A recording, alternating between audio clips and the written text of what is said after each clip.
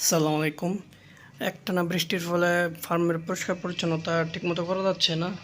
তো আজকে হঠাৎ একটু রোদের আভাস পাওয়া যাচ্ছে, তাই ভাবলাম যে পুরো ফার্মটা পরিষ্কার পরিচ্ছন্নতা করি।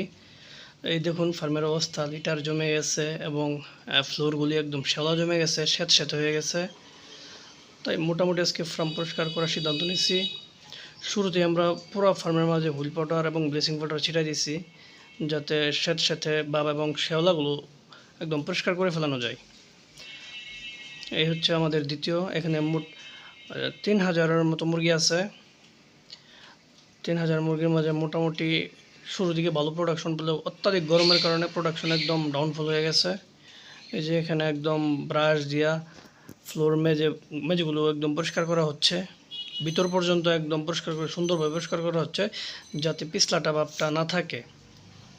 একদম হুইল পাউডার মারা যাচ্ছে।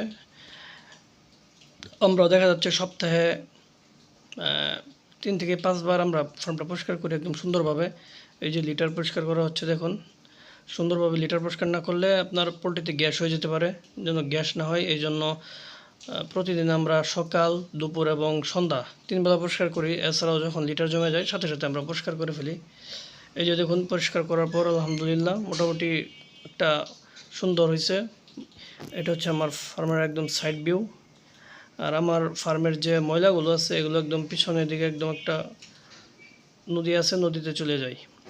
তো ধন্যবাদ সবাইকে, সবাই সাপোর্ট করবেন। আসসালামু আলাইকুম।